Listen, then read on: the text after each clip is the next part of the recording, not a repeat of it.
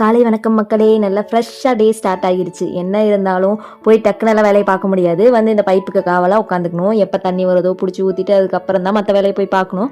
அதனால் இன்றைக்கி எந்த வீடியோஸும் எடுக்கல. சமையலெல்லாம் டக்குன்னு முடிச்சுட்டு 2 பேருமே குளியலும் போட்டாச்சு. ஹஸ்பண்டும் வந்துட்டார். இன்றைக்கி ரொம்பவே சிம்பிளான சமையல். நல்லா சுட சுட ஒயிட் ரைஸ், அது கூட சிப்பி காளான் வாங்கியிருந்தாலே அதை பிச்சு போட்டு ஒரு மாதிரி நான்வெஜ் கிரேவி மாதிரி செஞ்சுருந்தேன். ஆனால் அது பார்த்தா தொக்கு கன்சிஸ்டன்சியில் வந்துருச்சு. சரி ஓகே அப்படின்னு சொல்லிட்டு விட்டுட்டேன். அப்புறம் பாயில்டு எக்கு, லாஸ்ட்டாக ரசம், தக்காளி ரசம் வச்சுருந்தேன். இன்றைக்கி தக்காளி ரசத்தில் கொஞ்சம் கோளாறு பண்ணிட்டேன். கொஞ்சமாக காரம் எக்ஸ்ட்ரா போயிடுச்சு. 2 பேரும் நல்லா சாப்பிட்டு முடிச்சுட்டு ஹஸ்பண்டும் நம்ம குட்டி வாண்டும் படுத்து தூங்கிட்டாங்க. ஏன்னா நம்ம குட்டி வாண்டுக்கும் உடம்பு சரியில்லை, ஹஸ்பண்டுமே டயர்டில் படுத்து தூங்கிட்டாரு. நான் கரெக்டாக ஒரு 1 hour ஒர்க் இருந்துச்சு, அதை முடிச்சுட்டு அதுக்கப்புறம் மிஷினில் துணி போட்டிருந்தேன். 12 மணிக்கு கரெக்டாக துணியை காய போடுறேன். எனக்கு மேலே மாடிக்கு போகிறதுக்கு சலுப்பாக இருந்துச்சு, அதனால் கீழே கொடியிலே காய போட்டு அதுக்கப்புறம் அவங்க தூங்குறாங்க. ஆனால் எனக்கு தூக்கம் வரல. எனக்கு என்னமோ பகலில் தூக்கம் வராது அப்படிங்கிறது எல்லாத்துக்குமே தெரியும்னு நினைக்கிறேன். அதனால் சரி மண் அள்ளிட்டு வீட்டுக்கு சைடில் போட்டு விட்டுருந்தோம். ஏதாவது கீரை கணக்கு போட்டு விடலான்னு சொல்லிட்டு.